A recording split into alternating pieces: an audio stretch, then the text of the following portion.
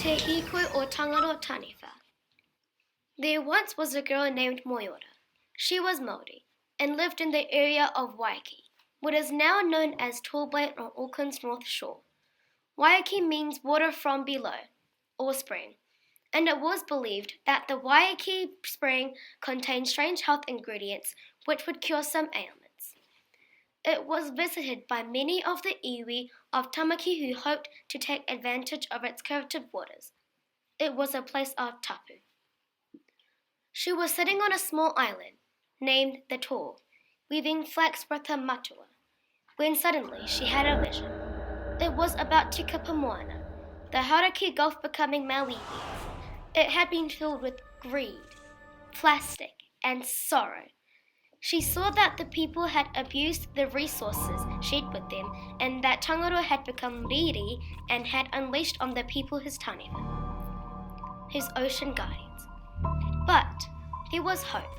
Tangaroa's taniwha had been summoned and they had begun their hikoi of Kaitiakitanga. Their kaupapa was to persuade the people to have Waiheke Beach included in the Akura Marine Reserve. Moiora was scared that they would fail, and also scared that the ocean state would worsen. She knew it would be mahi pakeke, hard work, and may require great sacrifice. As to what are we going to do about it? We are going to investigate the possibility of having Waiheke included in the Akura Marine Reserve. But she was also encouraged because they were trying really hard to improve the ocean's health and were determined to get the people's support. And they were gaining support. The people were listening. They held hui at neighbouring kuta, and people from those kuta held hui with people in their rohe area. They had kōrero with whānau and hoa, friends. They shared the petition at sports events and stood for hours outside their local ngātoa shops. They appointed Tangaroa Taniwha ambassadors at other schools and used Facebook pages such as the Toba community, experimenting marine reserves plus various politicians' Facebook pages to promote to a wide audience. They held hui with government politicians to find out how to change the law to have Waiheke Beach included in the Akura Marine Reserve. They spoke to Erica Stanford, who told them that to start a petition, you have to go onto the Parliament website and register your petition. Then you have to start collecting signatures of support from the people. But most importantly, you need a politician to present the petition to Parliament on your behalf. You present that petition to me, and then I will present it to the Environment Select Committee and we'll see. They also spoke to Maya Lubeck, who told them about current government plans for the protection of Tikapa Moana.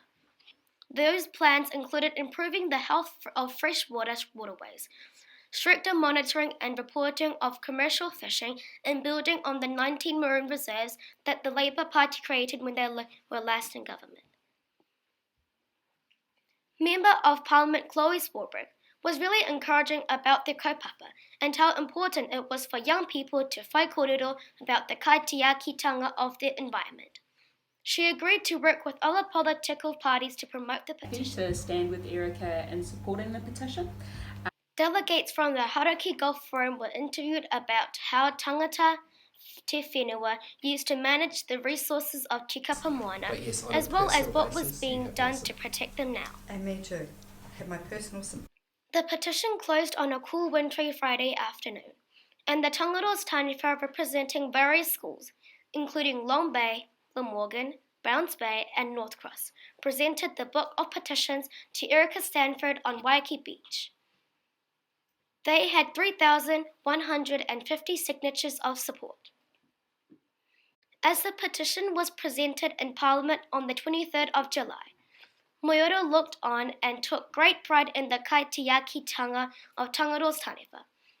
The hikoi had been long and they had made many sacrifices along the way, but Moiora could see that they had the support of the people, that the politicians were listening and that change was happening.